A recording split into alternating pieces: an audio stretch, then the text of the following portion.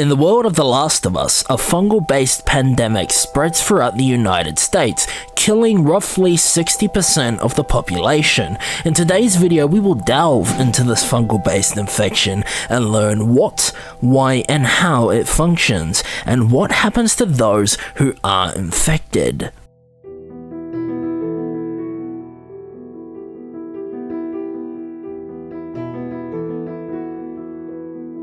The Cordyceps mushroom is a parasitic fungus that can take control of its host's mind and alter their behavior. Originally, this Cordyceps was only able to affect insects and arthropods, but a new species has emerged with the ability to target humans. The Cordyceps fungus begins as a spore, which pollinates in the air and attacks those who come into contact with it. There are two known ways a person can transmit the Cordyceps infection. The first is by breathing the spores emitted by the Cordyceps. The second is the contact with bodily fluid of those infected with the disease.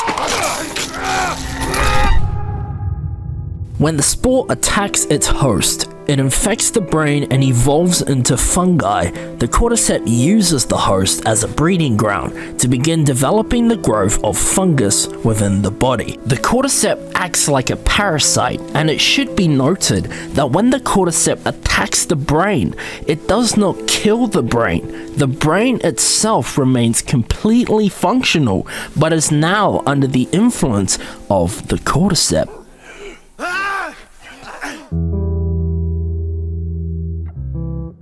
To those who are infected by the Cordyceps, there are various stages involved. We begin this journey with the first stage, known as the incubation process. This begins as soon as the host transmits the disease. After initial infection, the parasite travels to the host's brain over a period of 1 to 2 days. Once the parasite has reached the brain, the host begins to display erratic and violent behavior.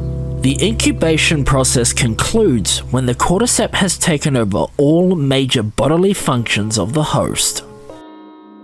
Once the infection has settled in, we reach the second stage, known as runners. During this stage, the Cordyceps fungus begins growing within the brain. The fungus will push its way towards the eyes and continue to grow further within the body. The runner will act based on instinct, meaning it will attack anyone who is not infected.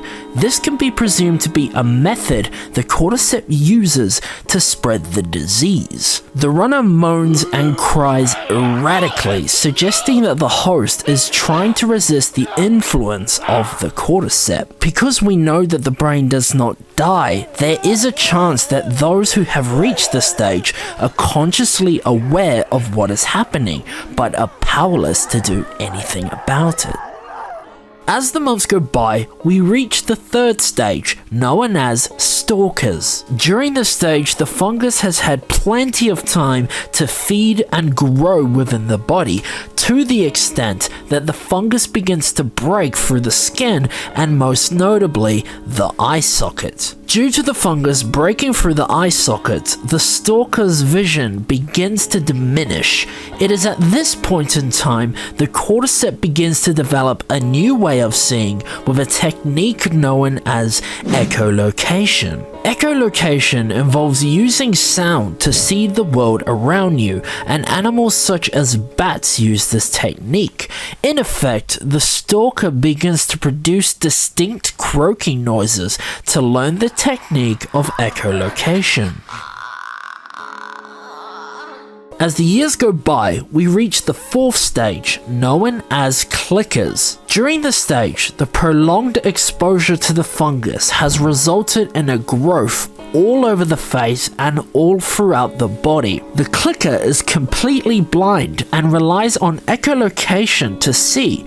As a result, the croaking noise from the stalker stage has evolved into a more precise clicking noise.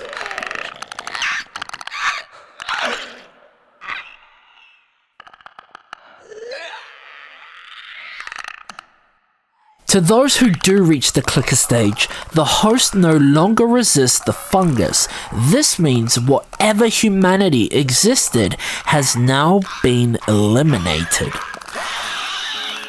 As the years turn into a decade, we reach the 5th stage known as Bloaters. This is the most rarest stage, and it is not common for an infected to make it this far. During the stage, the fungus has had at least a decade to thrive and prosper. The fungus has grown so large that there are layers of fungal colonies growing on top of the body. Bloaters carry bombs filled with spores to create large spore clouds to further spread the cordyceps disease.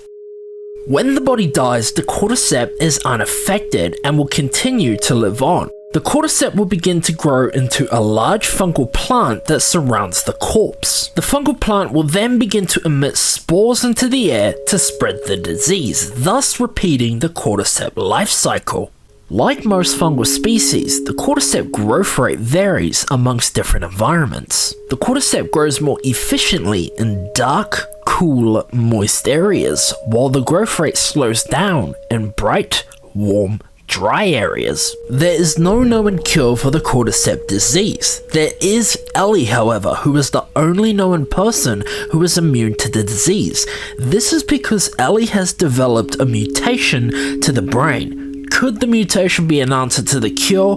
Maybe we will find out in The Last of Us 2. But that is it for the cordyceps explanation. Did this video help you understand the cordyceps? Let me know in the comments down below. And other than that, I hope you snakes enjoyed this video. Thanks for watching. Have a fantastic day. And most importantly, be like a cordyceps and stay moist, everybody. Cheers.